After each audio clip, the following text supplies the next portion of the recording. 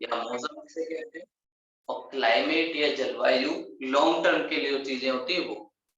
तो इंडिया में जो क्लाइमेट पाया जाता है, मानसून क्लाइमेट कहो या इंडियन क्लाइमेट कहो, इसका मतलब एक ही होगा।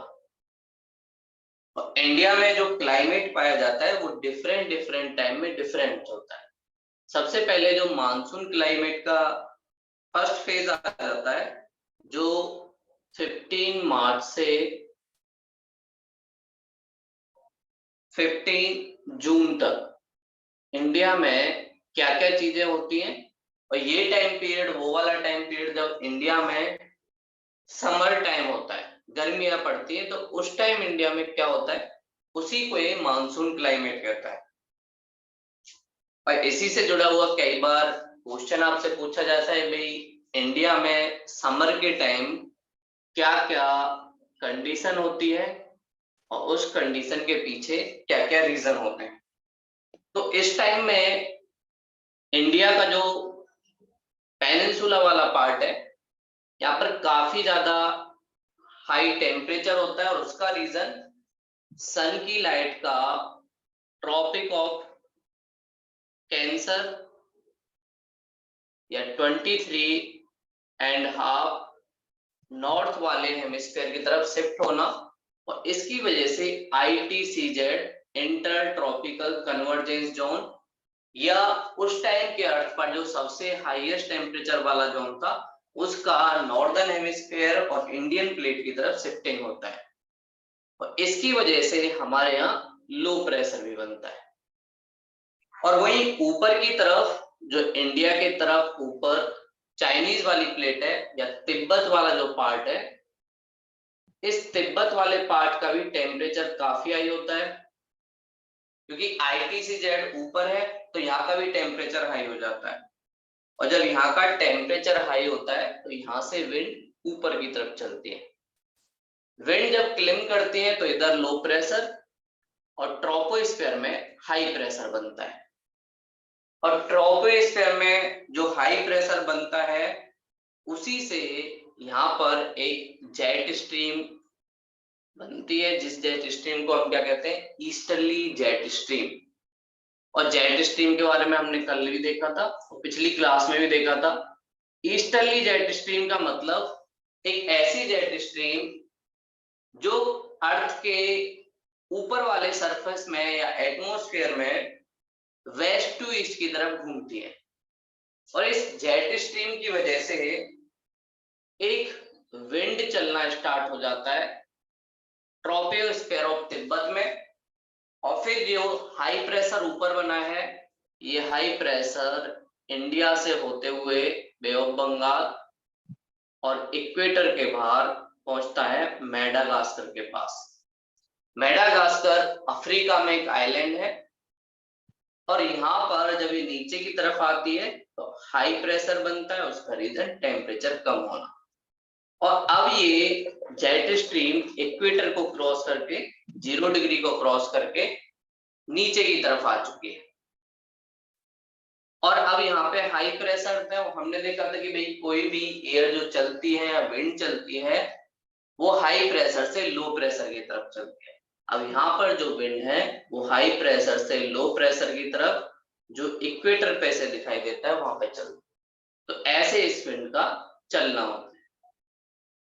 और ये विंड जैसे जैसे इक्वेटर को क्रॉस करती है, हमने देखा था कि इक्वेटर पे कॉरियोलिस फोर्स 0 होता है, इस वजह से इस विंड की डायरेक्शन चेंज नहीं होगी। लेकिन जैसे ही इक्वेटर से थोड़ा ऊपर पहुंचेगी तो इस विंड की डायरेक्शन चेंज हो जाएगी, और इस विंड की डायरेक्शन इंडिया के कोस्ट की तरफ हो जाती है। और उसका रीजन ओशियन में टेम्परेचर का कम होना, इंडियन ओशियन में, और इंडियन पेनिनसुला में टेम्परेचर का हाई होना। तो यहाँ पर हाई प्रेशर, इधर वाली साइड लो प्रेशर।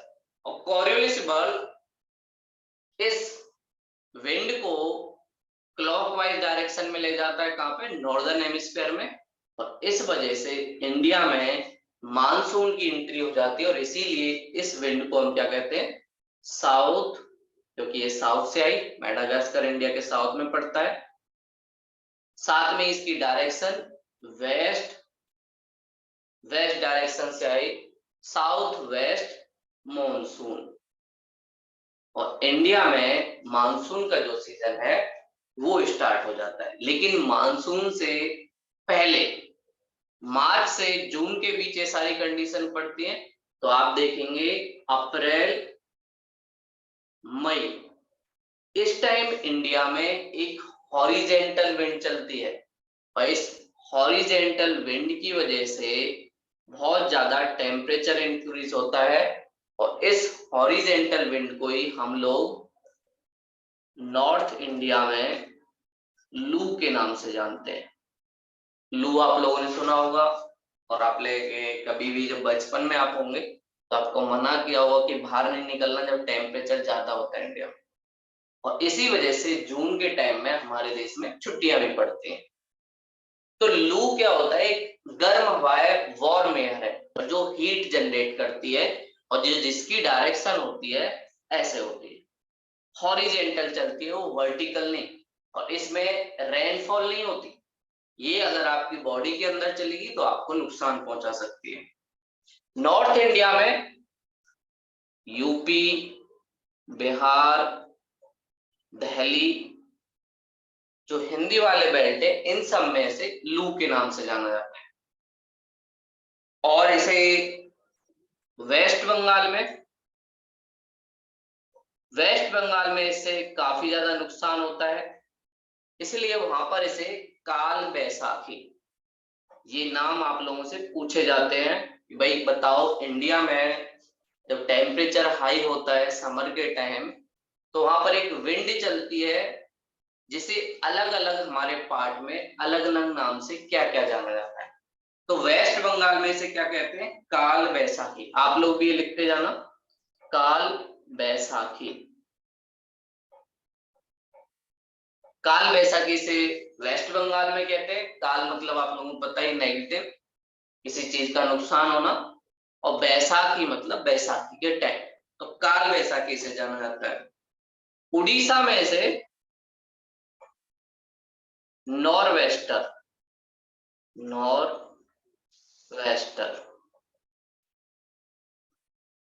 उड़ीसा में से नॉरवेस्टर के नाम से जाना जाता है। और इसके बाद जब ये हॉरिजेंटल लाइन चलती है तो सबसे पहले जो मानसून हिट करता है वो हिट करता है साउथ वाले पार्ट को, केरल वाले पार्ट को। तो केरल और कर्नाटका में, केरल में मैंगो का सीजन होता है और हमारे इंडिया में मैंगो का सीजन होता है। तो इस वजह से मैंगो के पकने में जो पहली वाली रेनफॉल होती है मॉनसून की, वो काफी ज्यादा इंपॉर्टेंट रोल प्ले करती है, इसलिए उसको कहा जाता है आम्र वर्षण, या मैंगो रेनफॉल। और ये कहां पे होती है, केरला में।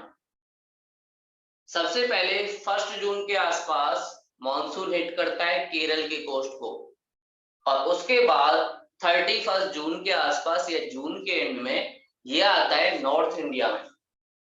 और उससे पहले जो केरल में बारिश होती है आम पकने के लिए उसे कहते हैं आम्रवर्षण।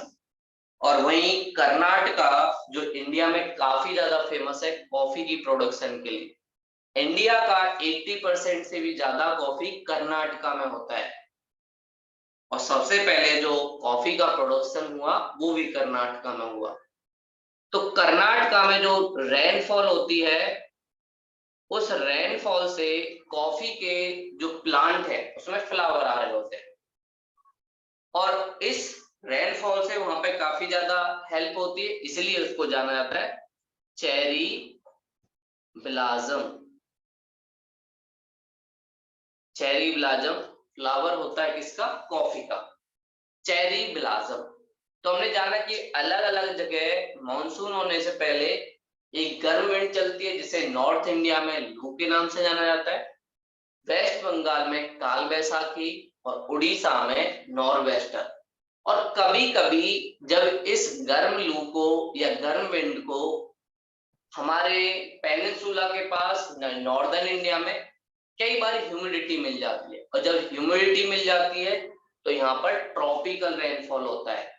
और ट्रॉपिकल रेनफॉल की खास बात, ये जल्दी विंड ऊपर जाएगी तो जल्दी बारिश होगी, कम टाइम के लिए होगी। तो मानसून से पहले आप देखेंगे थोड़े टाइम के लिए बारिश होगी, लेकिन जितने टाइम के लिए होगी तेज तेज होगी।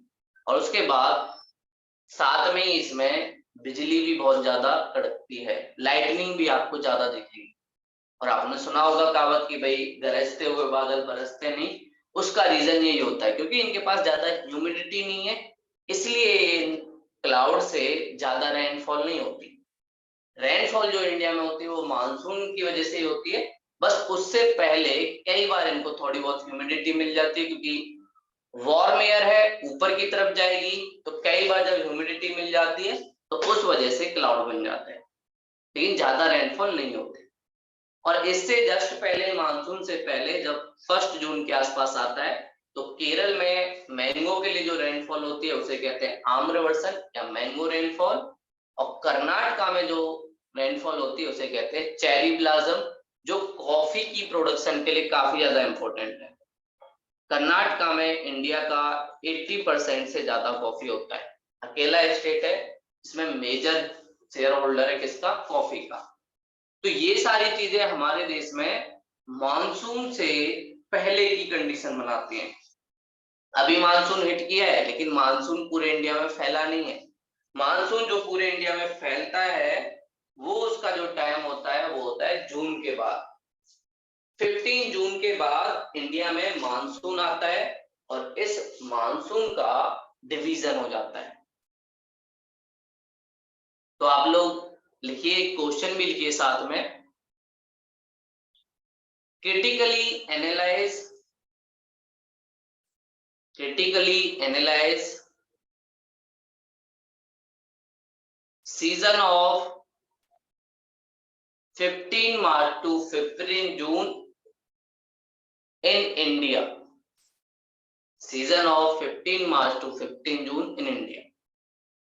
तो सबसे पहले आपको बताना है इस टाइम इंडिया में समर सीजन होता है, और समर सीजन होने का मेन रीजन ITCZ का नॉर्दर्न हेमिस्फीयर की तरफ शिफ्ट होना। इसकी वजह से हमारे यहाँ लो प्रेशर बनता है, और मॉनसून होने से पहले हमारे देश में लू चलती है, जिसे अलग अलग स्टेटों में अलग अलग नाम से जाना जाता है। और उसके पहले रेनफॉल होती है, और मेडागास्कर और प्लेटू ऑफ तिब्बत का बहुत इंपॉर्टेंट रोल है इंडिया में मॉनसून को लाने के लिए। तो ये सारा आप लोगों को, या अलग से इसी क्वेश्चन को कैसे पूछा जा सकता है, critically analyse summer season of India. तो इंडिया के समर सीजन में क्या क्या इंपैक्ट पड़ता है उसको क्रिटिकली एनालाइज करो। और आपसे प्री में क्वेश्चन पूछा जा सकता है, बताइए तिब्बत का क्या इंपॉर्टेंट रोल है इंडिया में मॉनसून के लिए। साथ में इनके बारे में आप लोगों से पूछा जा सकता है, लू को किस किस नाम से जाना जाता है, लू क्या है, एक कोल्ड विंड या वार्म विंड, या चेरी ब्लॉसम क्या है, एक बारिश है या कोई विंड है या कोई और चीज है। तो ये सारी चीजें आप लोगों से MCQ में पूछी जा सकती है प्री वाले में। अगला जो 15 जून से सितंबर का जो टाइम होता है, वो इंडिया में मानसून की एंट्री के बाद पूरे देश में रेनफॉल होती है। तो अगला जो हमारा टाइम है 15 जून से 15 सितंबर, और इसे कहते हैं रेनफॉल वाला सीजन इंडिया में। और स्प्रिंग सीजन आता है, जहां पर बसंत ऋतु आप लोगों ने सुना होगा। इस टाइम में इंडिया में, पूरे इंडिया में आपको रेनफॉल दिखाई देगी। मानसून की एंट्री हो चुकी है, साउथ वेस्ट मानसून इंडिया में एंटर कर चुका है, और सबसे पहले हिट किया है केरल को।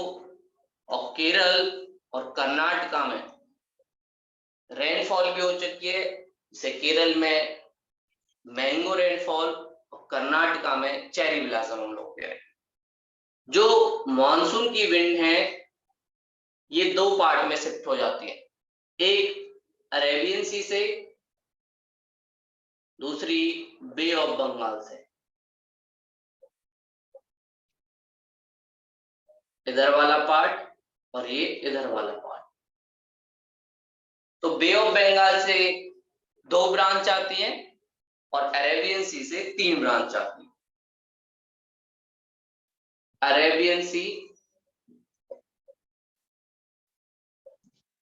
इसमें आपको 3 ब्रांच दिखेंगे।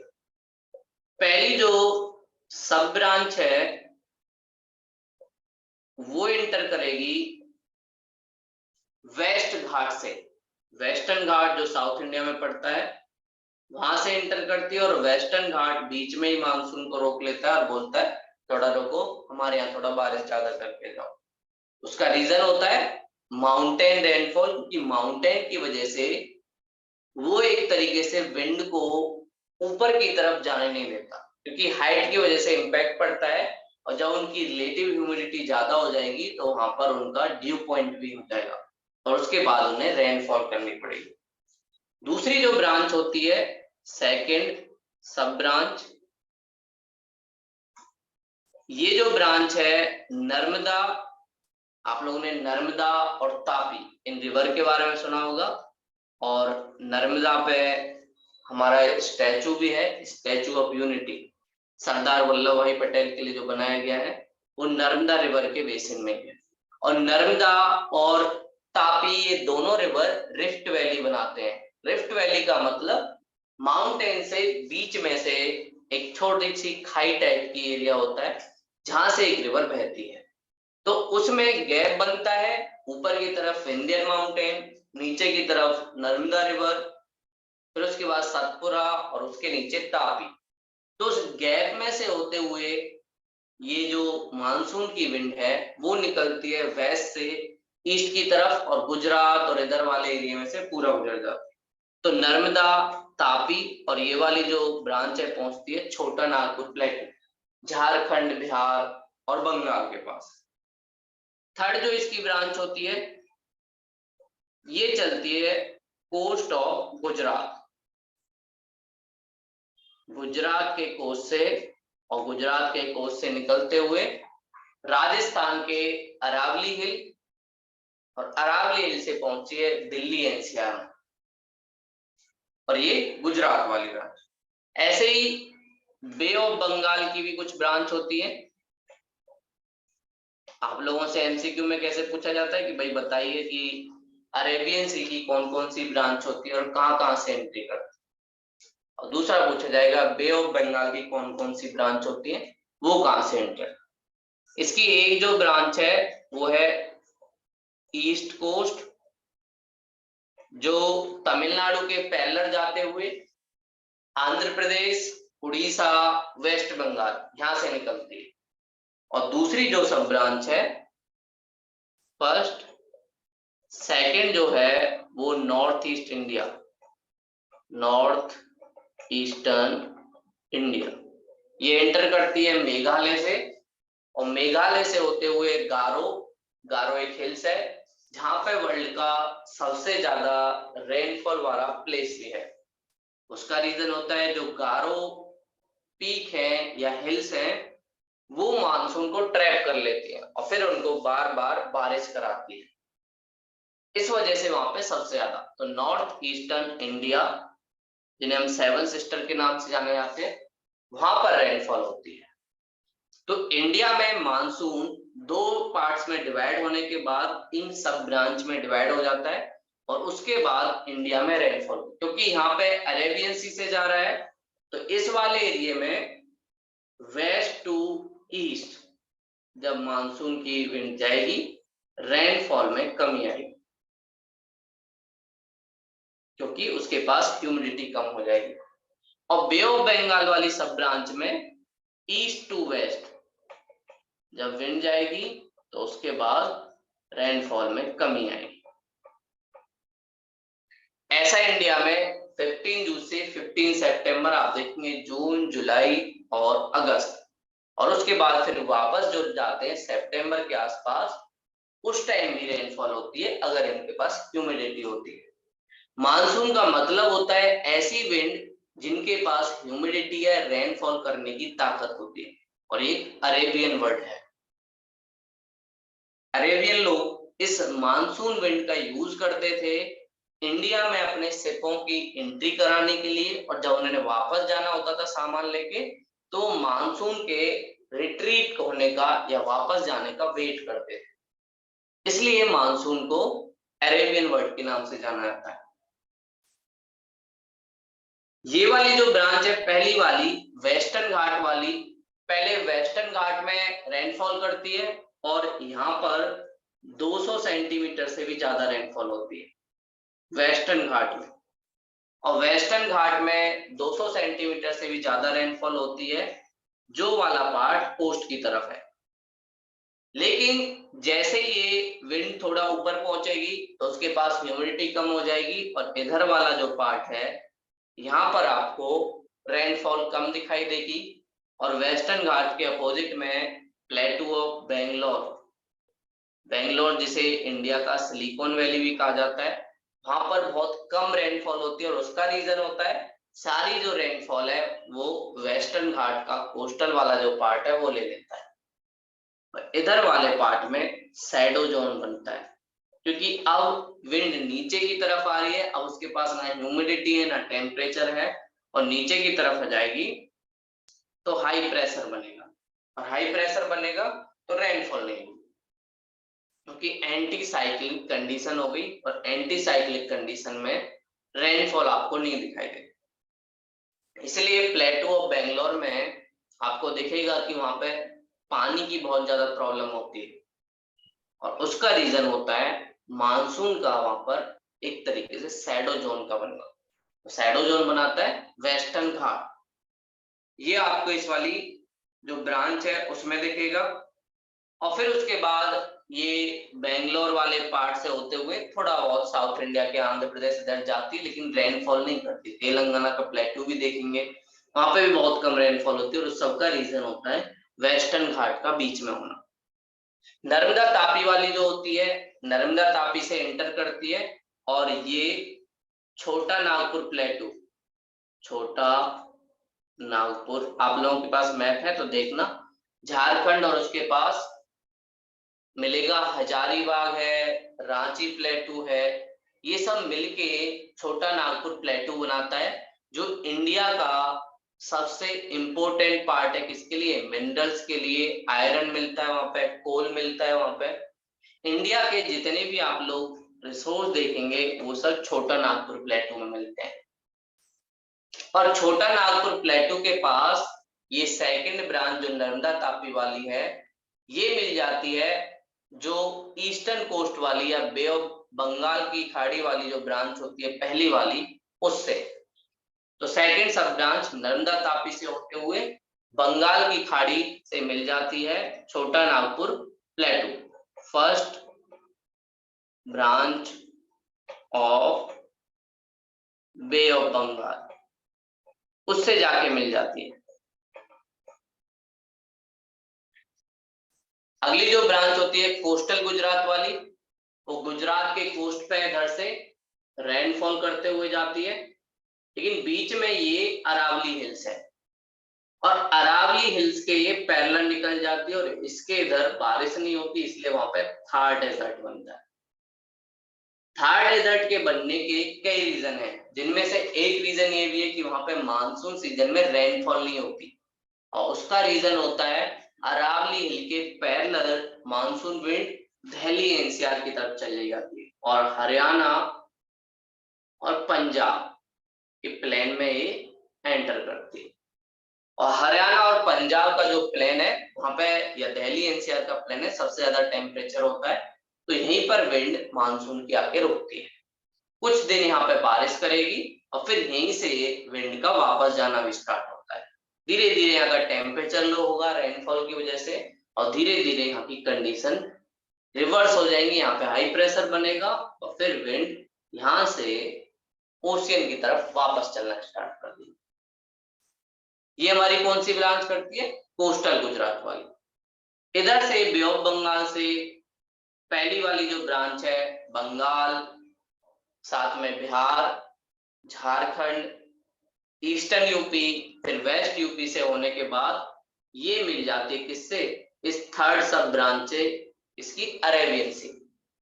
तो फर्स्ट जो बंगाल वाली ब्रांच होती है वो पहले तो मिलती है सेकेंड सब ब्रांच से नर्मदा तापी से छोटा नागपुर प्लेटू के पास, और फिर उसके बाद वो वेस्ट से ईस्ट की तरफ, ईस्ट से वेस्ट की तरफ आती है।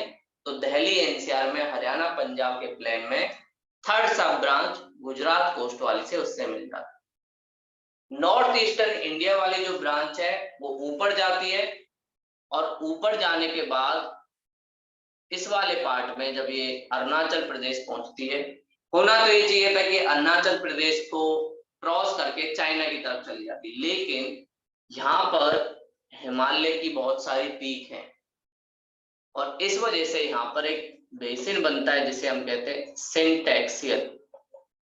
सिंटैक्सियल का मतलब क्या होता है, जब कई माउंटेन एक साथ कन्वर्ज होने लग जाएं, और इन माउंटेन के कन्वर्जेंस की वजह से हाइट काफी ज्यादा ऊंची होती है, इस वजह से मानसून की विंड उस माउंटेन को क्रॉस ही नहीं कर पाती और ये वापस नॉर्थ ईस्ट की तरफ आ जाती है। इस वजह से ये वाली जो ब्रांच है नॉर्थ ईस्ट एरिया में काफी ज्यादा बारिश करती है।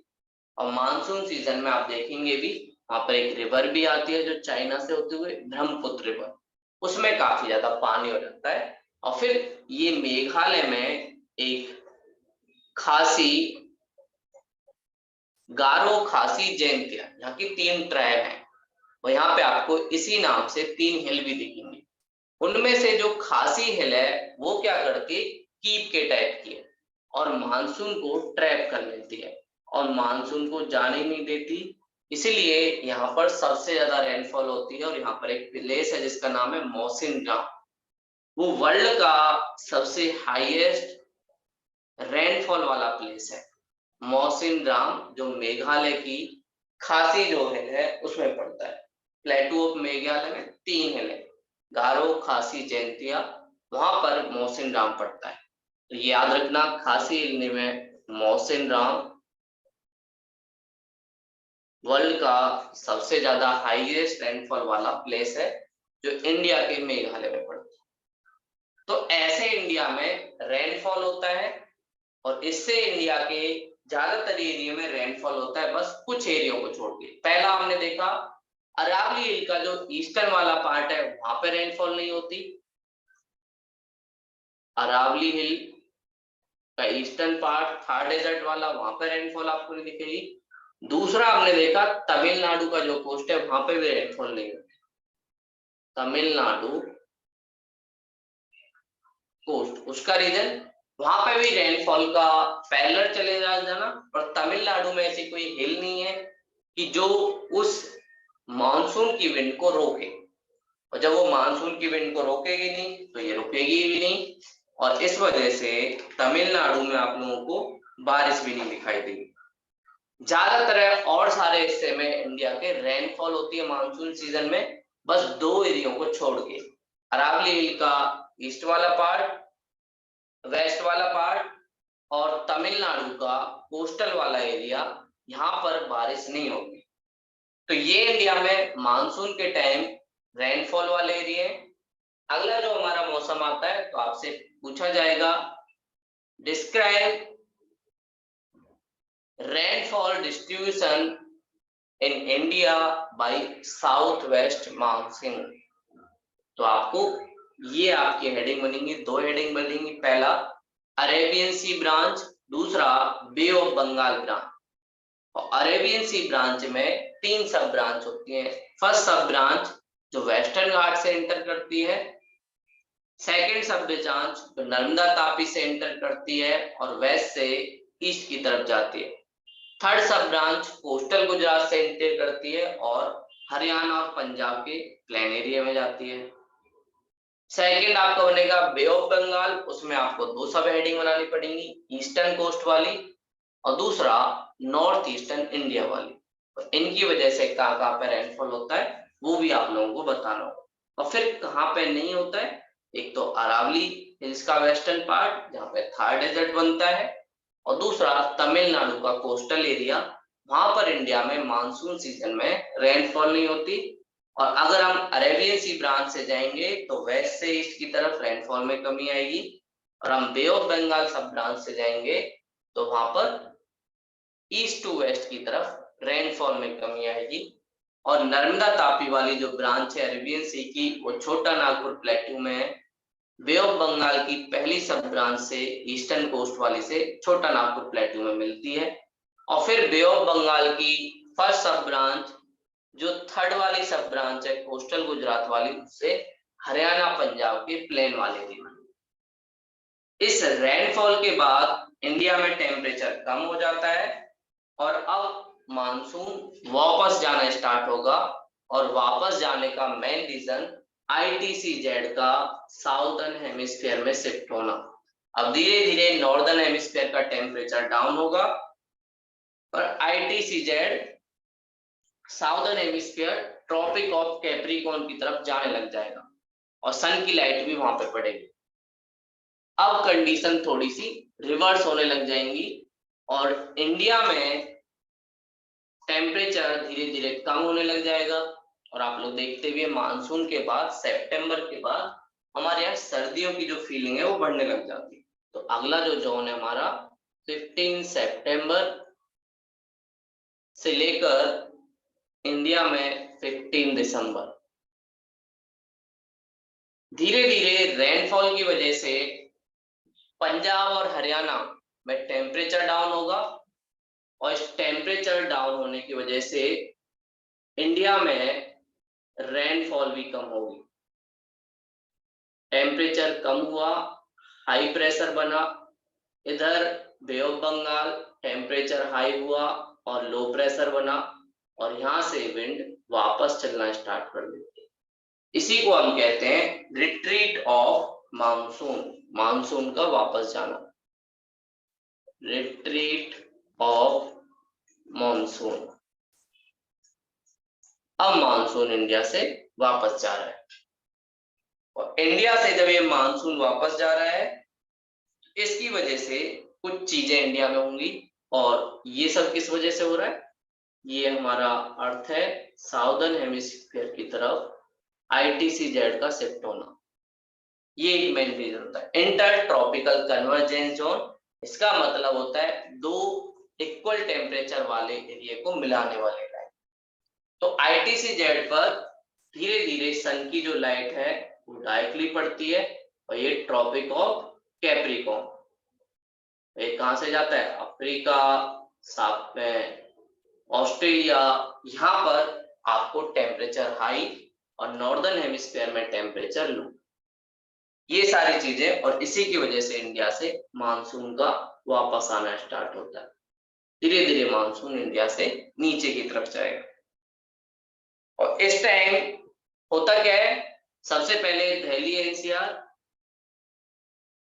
और ये जब मानसून वापस जाएगा तो कभी ना कभी मानसून की विंड को थोड़ी सी ह्यूमिडिटी मिल जाएगी और जब जब ह्यूमिडिटी मिलेगी तो वापस जाता हुआ मानसून भी बारिश करता है। और वापस जाते हुए मानसून से इंडिया के दो एरियो में बारिश होती है। रिट्रीट ऑफ मानसून के टाइम इंडिया में दो एरियो में बारिश होती है। पहला नॉर्थ ईस्टर्न इंडिया जिसमें मेघालय, जहां पे हमने खासी हिल देखी, वहां पर बारिश होती है। तो मेघालय के खासी हिल्स को एक तो मानसून के आने के टाइम रेनफॉल मिलती है और दूसरा मानसून के जाने के टाइम भी रेनफॉल रिसीव करता है। इसलिए ये वाला पार्ट वर्ल्ड का सबसे हाईएस्ट रेनफॉल वाला पार्ट है। लेकिन यहाँ पे दिक्कत सबसे बड़ी क्या हुई? सबसे ज्यादा रेनफॉल होने के बाद भी खासी वाले एरिया में, मेघालय वाले एरिया में ड्रॉट आता है और उसका सबसे बड़ा रीजन लोगों ने यहाँ के प्लांट काट दिए। प्लांट काटने की वजह से यहाँ पे रेनफॉल तो होती है लेकिन वो पानी स्टोर नहीं हो पाता है, ग्राउंड वाटर रिचार्ज नहीं होता, वो पानी बह जाता है और बह के कहाँ पहुंचता है? बे ऑफ बंगाल में। इस वजह से यहाँ के लोगों को ड्रिंकिंग वाटर की काफी ज्यादा प्रॉब्लम है, जबकि रेनफॉल सबसे ज्यादा होती है। तो कई बार नेचुरली किसी के पास ज्यादा होने के बावजूद अगर उसका सही से यूज ना किया जाए तो वहां पे डिजास्टर भी आ सकता है। और ऐसा ही हम लोग देखते हैं मेघालय के प्लेटू में। तो इसलिए हमें वहां जरूरी है कि वहां के प्लांट बचे रहें और प्लांट अगर बचे रहेंगे तो उसकी वजह से वहां का सॉइल इरोजन भी नहीं होगा, क्योंकि प्लांट अगर नहीं रहेंगे और वहां पे ज्यादा रेनफॉल होगी तो उनकी जो ऊपर वाली सॉइल है उसका इरोजन हो जाएगा और यहाँ पर एग्रीकल्चर भी प्रोडक्टिव नहीं रहेगा। तो इसलिए जरूरी है कि खासी, जैंतिया, गारो, इस पूरे नॉर्थ ईस्ट वाले एरिया में प्लांट हम लोग रखें, वरना यहाँ पे फ्लड तो आएगी बट पानी जो ड्रिंकिंग वाटर है वो आपको नहीं मिलेगा। जैसे अभी आप दिल्ली एनसीआर में देखेंगे, वैसे यहाँ पे फ्लड आई हुई है, लेकिन उस फ्लड की वजह से बहुत सारे जो ड्रिंकिंग वाटर की जो पाइप थी उनको डैमेज हो गया। अब वहां पर लोगों के पास ड्रिंकिंग वाटर ही नहीं है, बहुत सारा वाटर वहां पे टैंकरों के थ्रू मंगाया जा रहा है, और अगर आप नल खोलेंगे या अपना ट्यूब खोलेंगे या समरसीवर है तो वहां से पानी साफ आएगा ही नहीं, क्योंकि उसमें थोड़ा गंदा पानी चला गया। इस वजह से वहां के लोगों को दिक्कत होती है। तो ये सारी चीजें मेघालय में भी होती है, पर इंडिया में और जगह ऐसी ना हो, तो इसलिए हमें प्लांट लगाने पर ध्यान देना चाहिए। ऐसा ही आप लोग देखेंगे उत्तराखंड, हिमाचल प्रदेश, वहां पर भी हम लोगों ने बहुत सारे प्लांट काटे, इंफ्रास्ट्रक्चर डेवलप किए, बिल्डिंग डेवलप की। इस वजह से जो वहां पर मानसून के टाइम रेनफॉल होती है उससे डिजास्टर आ जाते हैं, लैंडस्लाइड हो जाते हैं। और आप लोगों ने सुना भी होगा 2013 की केदारनाथ ट्रेजेडी, वो भी कहीं ना कहीं उसका रीजन जो ओरिजिन था वो नेचुरल था, बट उसमें मैन मेड एक्टिविटी का रोल काफी ज्यादा इंपॉर्टेंट। सबसे पहले हमने वहां पे डैम बनाए, डैम पर प्रेशर ज्यादा हुआ और डैम टूट गया। टहरी डैम वहां पे हम लोगों ने बनाया था, और उसकी वजह से लैंडस्लाइड हुआ, और लैंडस्लाइड की वजह से रिवर की डायरेक्शन चेंज हुई, और फिर वहां के जो शहर थे जिसमें से एक फेमस था केदारनाथ, वहां पर फ्लड आई और वो डिजास्टर में चेंज हो गया। तो कई बार हम लोग नेचुरल डिजास्टर को थोड़ा सा इंक्रीज कर देते हैं। ऐसा ही आप लोगों को दिल्ली में दिखेगा, ह्यूमन मेड एक्टिविटी की वजह से जो यमुना रिवर है उसके जो बैंक है और कोस्ट है उसका हमने इंक्रोचमेंट कर लिया, वहां पर हम लोगों ने घर बना दिए, और यमुना जब अपना एरिया थोड़ा सा इंक्रीज की तो वहां पर वो फ्लड आ गई। तो ये सारी चीजें हमारी ना हो। तो रिट्रीट ऑफ मानसून के टाइम एक तो नॉर्थ ईस्टर्न इंडिया में रेनफॉल होती है, और दूसरा तमिलनाडु, तमिलनाडु के जो कोस्टल एरिया है वहां पर भी रेनफॉल होती है। तो याद रखना तमिलनाडु में जो रेनफॉल होती है वो रिट्रीट ऑफ मानसून कैसे, बे ऑफ बंगाल से जब ये जाएगी, बे ऑफ बंगाल, तो यहां से जब ये विंड जाती है मानसून की तो थोड़ा सा क्लॉकवाइज घूमेंगी, और इनको बे ऑफ बंगाल से, ओशियन से ह्यूमिडिटी मिल जाती है, और ओशियन से ह्यूमिडिटी मिलने के बाद ये तमिलनाडु के कोस्ट वाले एरिया में रेनफॉल करते हैं।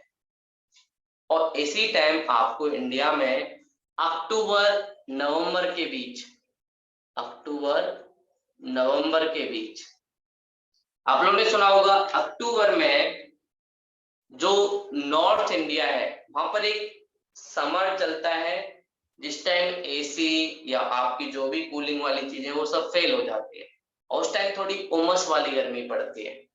इसी टाइम बे ऑफ बंगाल में साइक्लोन आने की पॉसिबिलिटी भी बढ़ जाती है।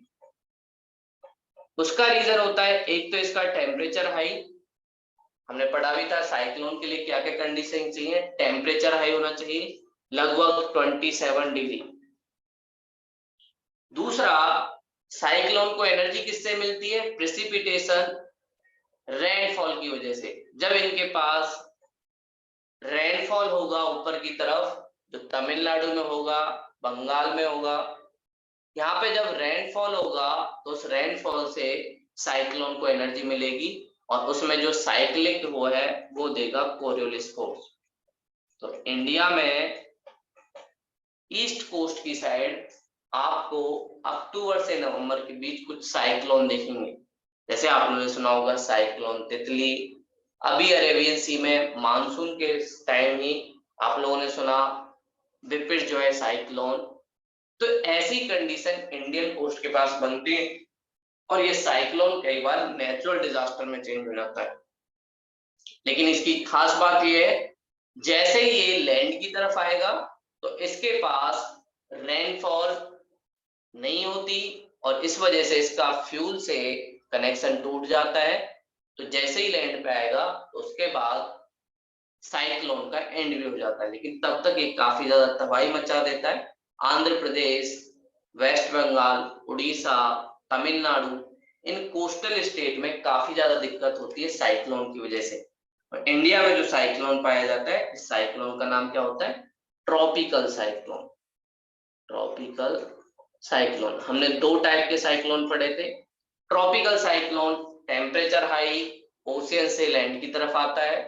दूसरा हमने पढ़ा था टेम्परेट साइक्लोन, जहां पे टेम्परेचर डिफरेंस होने की वजह से फ्रंट बनता है, और फ्रंट की वजह से फ्रंटल साइक्लोन बनता है, जो इंडिया में सर्दियों के टाइम दिखाई देता है। उसका थोड़ा बहुत इम्पैक्ट होता है मेडिटेरियन सी से जो विंड आती है।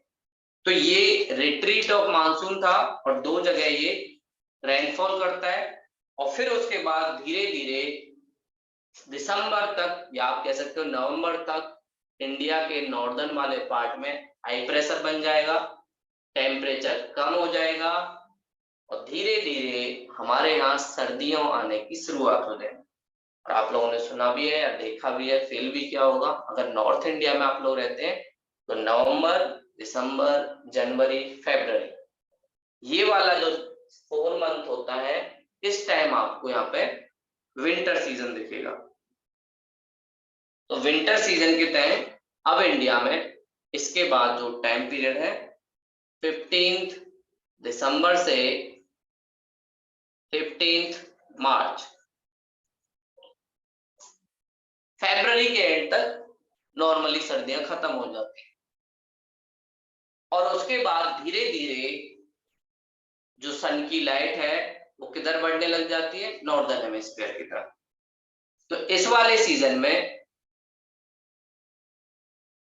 हमारे देश के अंदर हाई प्रेशर होता है टेम्परेचर लो की वजह से, और इस वजह से कोल्ड सीजन या विंटर सीजन नॉर्थ इंडिया में पड़ता है। एक चीज याद रखना, इंडिया में विंटर सीजन पूरे देश में नहीं है, सिर्फ नॉर्थ इंडिया में है। साउथ इंडिया या पेनिनसुलर इंडिया में विंटर सीजन नहीं होता, वहां पर सर्दियां नहीं पड़ती।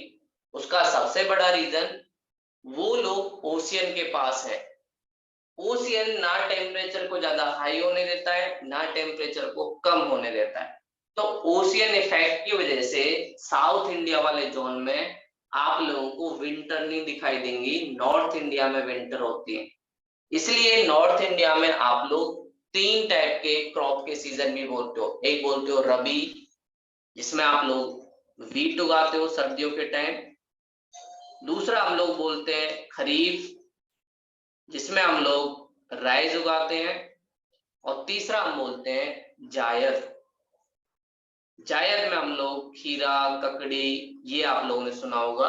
ये तीनों सीजन इंडिया के नॉर्दर्न इंडिया में पाए जाते हैं, साउथ इंडिया में नहीं। साउथ इंडिया में हर टाइम मौसम एक सा होता है, लगभग 25 डिग्री सेल्सियस के आसपास टेम्परेचर। और यहाँ पर तीनों सीजन में आप लोगों को राइस की क्रॉप दिखाई देगी। इसलिए साउथ इंडिया के लोग हर टाइम राइस उगा सकते हैं, लेकिन नॉर्थ इंडिया के लोग नहीं उगा सकते।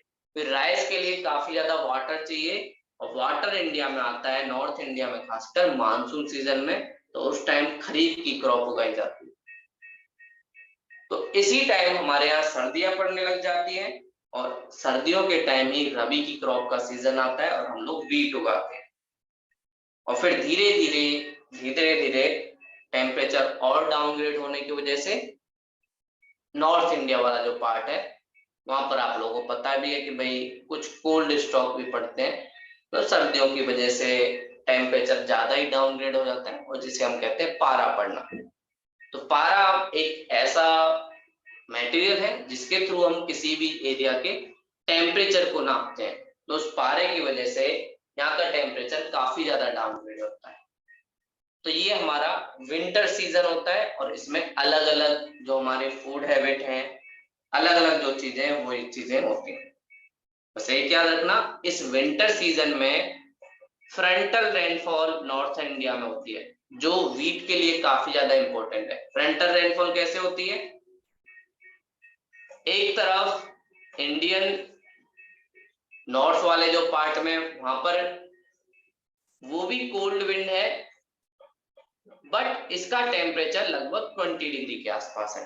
दूसरी इधर से जो विंड आ रही है वो ज्यादा ठंडी है, उसका टेम्परेचर 10 डिग्री। तो इधर वाली वार्म हो गई, इधर वाली ठंडी हो गई, इन दोनों के बीच कन्वर्जेंस होता है, फ्रंट बनता है। और जब वार्म वाली विंड कोल्ड वाले एरिया में एंटर करती है तो वो उसको थोड़ा धक्का देती है, ऊपर जाती है, उस वजह से क्लिमिंग ऑफ एयर होता है और उसकी वजह से क्लाउड बनते हैं। तो आपको नॉर्थ इंडिया में विंटर के टाइम जो रेनफॉल दिखती है वो फ्रंटल रेनफॉल होती है, और उसी को हम कह सकते हैं कहीं ना कहीं फ्रंटल साइक्लोन का इम्पैक्ट होता है, जो हमारी वीट की क्रॉप के लिए काफी ज्यादा इंपॉर्टेंट है। इसलिए आप देखेंगे भी नॉर्थ इंडिया में वीट की क्रॉप के टाइम ज्यादा इरिगेशन की जरूरत नहीं पड़ती, वैसे भी वीट को बहुत कम पानी चाहिए, लेकिन राइस के टाइम हमें बहुत ज्यादा पानी की जरूरत पड़ती है। मानसून से तो है ही, साथ में हमें ट्यूबवेल से या अपने और भी तरीके से वहां पर पानी को लगाना पड़ता है। तो ये इंडिया का आप लोगों ने क्लाइमेट जाना, जिसे हम कहते हैं मानसून क्लाइमेट, ये सारी चीजें आप लोगों ने जानी, ठीक है। तो आप लोगों को समझ आया होगा। अब हम थोड़ा सा मैप देख लेते हैं। हम लोग मैप में थे एशिया के, और उस दिन हमने कुछ फेमस जो माउंटेन थे उनके बारे में जाना था एशिया के। और हम लोगों ने अभी इंडिया और इंडिया के आसपास चाइना वाला जो पार्ट है वहां पर कुछ माउंटेन, प्लेट्यू, कुछ डेजर्ट देखे थे। साथ में हम लोग वेस्ट एशिया में भी देख रहे थे, जहां हमने ईरान, साथ में सऊदी अरब, इनके आसपास भी कुछ ना कुछ चीजें देखी थी। तो एशियन, आप लोग अब मैप का वो निकाल लेना, मैप ऑफ एशिया। एशिया के मैप में हम लोग कुछ लोग माउंटेन देख रहे थे। लास्ट हमने जूरा माउंटेन देखा था, जो आप लोगों को ईरान साइड दिखेगा। जूरा माउंटेन ईरान, आप लोगों के पास जो एटलस होगी वो खोल लेना, और आप लोगों को एशिया का मैप दिख रहा होगा, पेज नंबर 67 मेरे उस पर दिया हुआ है। ये वाला जो मैप है ये एशिया का मैप है, इसमें इंडिया भी दिया होगा नीचे की तरफ और साउथ में इंडियन ओशियन।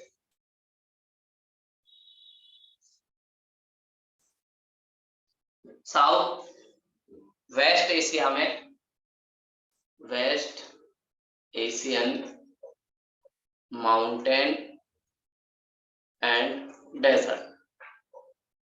वेस्ट एशिया से हमें काफी ज्यादा आपको डेजर्ट भी दिखाई देंगे, उसी को हम लोग देखेंगे। सबसे पहले हम लोगों ने देखा था जारगोज माउंटेन, जारगोज माउंटेन, ये आपको ईरान में दिखेगा, और ईरान के कोस्ट वाले पार्ट में, साउथ ईरान की साइड, जहां पर ऊपर की तरफ आपको एक और माउंटेन दिखेगा जिसका नाम है एलब्रूज माउंटेन। एलब्रूज माउंटेन ये बिल्कुल कैस्पियन सी के पास में है।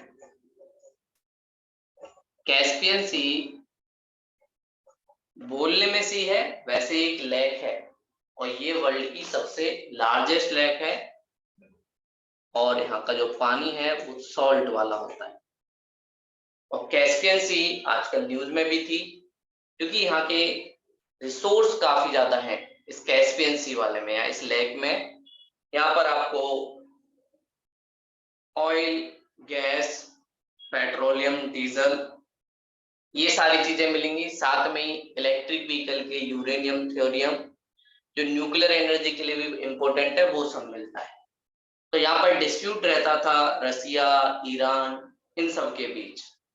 तो इन कंट्रियों ने एक एग्रीमेंट भी किया, और उससे इसका जो प्रॉब्लम थी वो भी रिजॉल्व होगी। आपसी एग्रीमेंट से इन लोगों ने प्रॉब्लम को रिजॉल्व किया। तो ये इंपॉर्टेंट बात हो जाती है भाई कैस्पियन सी कहाँ पे पड़ता है, तो एशिया में ही पड़ता है। और इससे जो बॉर्डर लगाती हैं उन कंट्री को हम कितार के नाम से जानते हैं।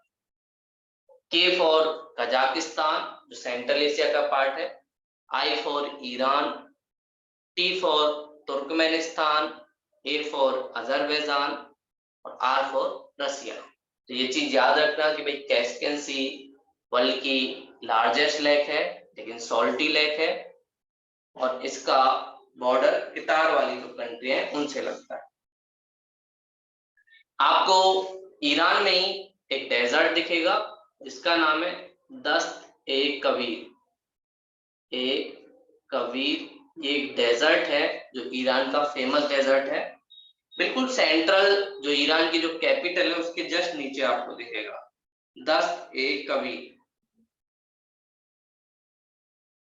उसके बाद आप लोग थोड़ा ऊपर जाओगे तो आप लोगों को इराक में, इराक जिसकी कैपिटल बगदाद है, जहाँ पे आईएसआईएस एक टेररिस्ट ग्रुप था, Islamic state in Iraq and Syria.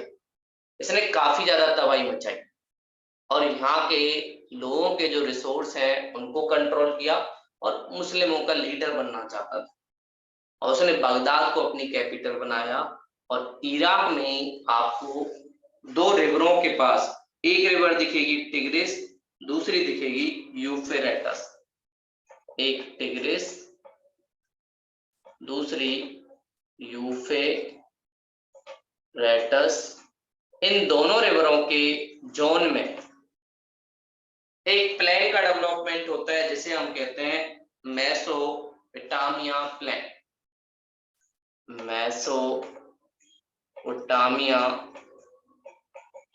Mesopotamia plane काफी ज्यादा फेमस है मेसोपोटामिया सिविलाइजेशन के लिए। जब हमारे देश में इंडस वैली सिविलाइजेशन थी तब अरेबियन कंट्रियों में मेसोपोटामिया सिविलाइजेशन डेवलप हो रही थी।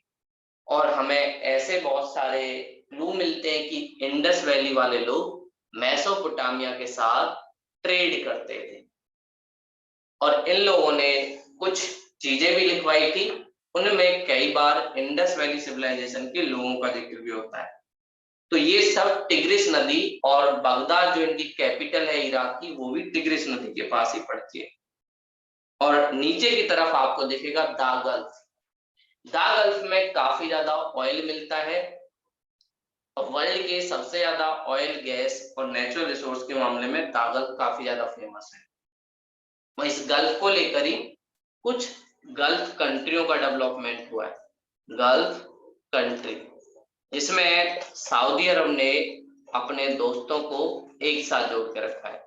इसमें यूएई, कुवैत, ये सारी कंट्रियां सऊदी अरब की जो बात मानती हैं वो एक साथ आई हुई है। उसके बाद थोड़ा सा ऊपर जाओगे तो टर्की में आप लोगों को एक माउंटेन दिखेगा जिसका नाम है पोंटाइन माउंटेन्स। टर्की भी मुस्लिम वर्ल्ड का लीडर बनना चाहता है। उसका जो प्रेसिडेंट है जिसका नाम है अर्दगन, वो कई बार ऐसी कुछ चीजें करता रहता है जो वर्ल्ड में ऐसा लगता है कि भाई मुस्लिमों की आवाज, जैसे वो जम्मू कश्मीर के मुद्दे पे अक्सर पाकिस्तान के साथ होता है। जब भी इंडिया कुछ भी करता है तो इंडिया के खिलाफ बोलता है। लेकिन अभी टर्की में आप लोगों ने सुना था अर्थक्वेक आया, तो उस टाइम इंडिया ने इसकी हेल्प की। तो धीरे धीरे इसके साथ हमारे रिलेशन इंप्रूव हो रहे हैं और हम भी अर्दगन जी को समझा रहे हैं थोड़ा सा रिलीजन के बेस पे पॉलिटिक्स कम करो, इंडिया के साथ रिलेशन अच्छे करो, तुम्हें भी ट्रेड में फायदा होगा, हम लोगों को भी ट्रेड में फायदा होगा। और इनको धीरे धीरे बातें समझ भी आ रही और इस बार इन्होंने थोड़ा सा इंडिया की तरफ थोड़ा कम बोला और इन्हें लगा कि भाई अगर हम लोग इंडियन इकोनॉमी के साथ मिलके काम करते हैं तो हमें भी फायदा होगा और इंडिया को भी फायदा होगा। तो इसलिए अब ये थोड़ा सा कम बोलते, लेकिन पहले बहुत ज्यादा बोलते थे। और बोलते थे मुस्लिम कंट्रियों के बहुत सारी कंट्रियां लीडर बनना चाहती, जिसमें से एक है सऊदी अरब, दूसरा है टर्की। टर्की का प्रेसिडेंट भी चाहता है कि भाई मैं वो हूं, क्योंकि ये लोग खलीफा यहीं से हुआ करता था पहले। मुस्लिम लीडरों का जो हेड हुआ करता था धर्म का, उसे कहते थे खलीफा। लेकिन फर्स्ट वर्ल्ड वॉर के बाद ब्रिटेन वालों ने जब टर्की को हराया तो इस खलीफा पोस्ट को खत्म कर दिया, उसके बाद खलीफा हुआ नहीं। और इधर टर्की है, दूसरी तरफ ईरान, वो भी चाहता है कि मैं भी मुस्लिम लीडर बनूं। इन दोनों के बीच लड़ाई भी होती रहती है। मुस्लिम में एक डिवीजन होता है जिसे आपने सुना होगा, सिया सुन्नी। सिया और सुन्नी के नाम से आपने सुना होगा। सिया और सुन्नी के बीच जो डिफरेंस क्रिएट हुआ वो इनके हेड की वजह से हुआ। और इनके जो हेड थे उनको मार दिया सुन्नी लोगों ने, क्योंकि वो चाहते थे उनकी जो बेटी है वो एक तरीके से खलीफा बने, जो सुन्नी लोगों को पसंद नहीं आया। और उसकी वजह से दो डिवीजन हो गए मुस्लिम रिलीजन में। और ईरान जो सपोर्ट करता है वो सिया को करता है, सऊदी अरब जो सपोर्ट करता है वो सुन्नी को सपोर्ट करता है। इस वजह से इन दोनों कंट्रियों के बीच डिफरेंस बने रहते हैं। और सऊदी अरब अपना अलग ग्रुप बनाए हुए है, ईरान अपना अलग ग्रुप बनाए हुए है, और टर्की अपना थर्ड ग्रुप बना हुए है इसकी बेस पे, खलीफा के बेस पे। और वो भी कहीं ना कहीं एक तरीके से मुस्लिम जो कंट्री है उनका एक लीडर बनना चाहता है। इसको लेके काफी ज्यादा ये लोग लड़ते रहते हैं। आगे जो नीचे आओगे आप तो आपको अरेबियन पेनिनसुला दिखेगा, जिसमें सऊदी अरब है, यमन है, ओमान है, ये लोग अरेबियन पेनिनसुला में पड़ते हैं। Arabian peninsula. और सऊदी अरब में दो फेमस शहर भी आप लोगों देखेंगे, मक्का और मदीना, जहां पर हज यात्रा के लिए मिडिवल टाइम पीरियड में भी हमें एविडेंस मिलते हैं, एंशिएंट टाइम में मिलते हैं कि हमारे किंग और अभी आज की हमारी गवर्नमेंट भी बहुत सारा पैसा देती है इंडियन लोगों की सिक्योरिटी के लिए, कि मक्का मदीना में इंडियन लोगों की सिक्योरिटी और सेफ्टी बनाई जा सके। तो मक्का मदीना सऊदी अरब में ही है, दोनों ये शहर। और वहां पे रिलीजियस जो प्लेस है, ऐसा माना जाता है कि मुस्लिमों के जो लीडर थे जिन्होंने मुस्लिम रिलीजन को फाउंड किया, वो मक्का मदीना में ही अपना लास्ट टाइम, और उन्होंने वहां पे नमाज ये सारी चीजें पढ़ी। तो इसलिए मक्का मदीना को काफी फेमस माना जाता है। उसके बाद आप वहीं पे नीचे की तरफ देखेंगे तो आपको असिर रेंज ये दिखेगा, सऊदी अरब वाली साइड ही। साथ में आपको रब अल खाली डेजर्ट दिखेगा, रब अल खाली, ये डेजर्ट भी कहाँ है, सऊदी अरब में। और उसके बाद मस्कट, जहां कैपिटल है किसकी, ओमान की। ओमान की जो कैपिटल है मस्कट, और यमन की जो कैपिटल है वो है साना। यहाँ पर बहुत सारी लड़ाई होती रहती है, सिविल वार चलता रहता है, उस वजह से भी बहुत सारी प्रॉब्लम यहाँ पे देखते हैं। तो ये हमने एशिया के जो इम्पोर्टेंट माउंटेन है और जो डेजर्ट है उनके बारे में जाना। अगली बार जब हम एशिया का मैप पढ़ेंगे तो उसकी इम्पोर्टेंट जो रिवर है उनके बारे में जानेंगे। इरावदी रिवर हम लोग देखेंगे, साथ में चाइना में भी बहुत सारी रिवर हैं, जैसे येलो रिवर है, वो भी हम लोग देखेंगे। वहां पे आजकल फ्लड भी आ रहे हैं तो इसलिए न्यूज में भी है। और साथ में वेस्ट एशिया की रिवर भी देखेंगे।